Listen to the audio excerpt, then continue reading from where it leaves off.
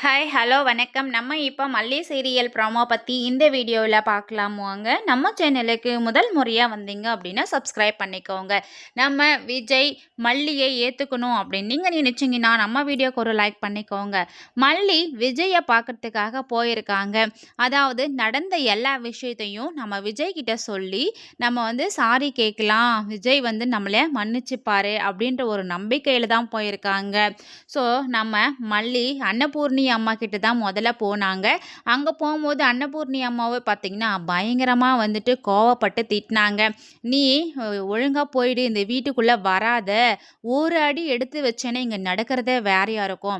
நான் வளர்த்த மல்லி மாதிரியா நீ நடந்துக்கிற, நீ கொஞ்சம் கூட ஒரு எப்படி சொல்கிறது, ஒழுங்காகவே நடந்துக்க மாட்டேங்கிற, விஜய் கிட்ட ஒழுங்கா இல்லை, மாப்பிள்ளை கிட்ட வெண்பா கிட்ட ஒழுங்காக நடந்துக்கல, டைவர்ஸ் பெட்டிஷன் அனுப்பியிருக்க, என்ன என்ன நினச்சிக்கிட்டு நீ இந்த மாதிரிலாம் பண்ணிட்டு இருக்கேன்னு ஒன்றும் தெரியல, ஒழுங்கா போயிடுன்னு கோவப்பட்டு தான் பேசினாங்க.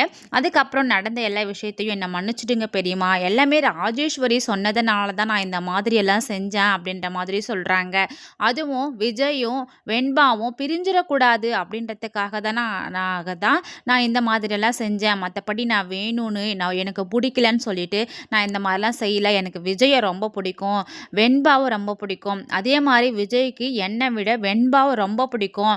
அவங்க 2 பேரும் பிரியக்கூடாதுன்றதுக்காக தான் நான் இந்த மாதிரி செஞ்சேன். ஆனால் கடைசியில் ராஜேஸ்வரியும் ரஞ்சிதாவும் இப்படி ஏமாற்றுவாங்கன்னு நான் கொஞ்சம் கூட நினச்சே பார்க்கல பெரியம்மா அப்படின்னு சொல்கிறாங்க.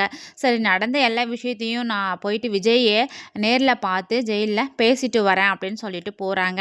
அங்கே போயிட்டு நம்ம விஜயை கூப்பிடுறாங்க அங்கே இருக்கிற ஜெயிலரு. ஸோ கூப்பிட்ட உடனே உங்களை பார்க்க மல்லிகா அப்படின்றவங்க ஒருத்தவங்க வந்திருக்காங்கன்னு சொன்ன உடனே மல்லி வந்திருக்காங்களா அப்படின்ற மாதிரி தான் நிற்கிறாரு. ஸோ மல்லி போயிட்டு சாரிங்க, என்னை மன்னிச்சிடுங்கன்னு பார்த்த உடனே சொல்கிறாங்க. அப்புறம் விஜய் பார்த்தீங்கன்னா முதல்ல கொஞ்சம் சைலண்ட்டாக தான் இருக்க போகிறாங்க. அப்புறம் நடந்த எல்லா விஷயத்தையும் மல்லி சொல்ல போகிறாங்க. அதாவது ராஜேஸ்வரி சொல்லி தாங்க நான் உங்களுக்கு டைவர்ஸ் பெட்டிஷன் அனுப்பினேன். அது என்ன தெரியுமா சொன்னாங்க, நான் டைவர்ஸ் உங்களுக்கு கொடுக்கலனா உங்களையும் வெண்பாவையும் பிரிச்சிருவாங்கன்னு சொன்னாங்க, அதனால தாங்க கொடுத்தேன்னு சொல்கிறாங்க. ஸோ என்னன்னு பார்க்கலாம்.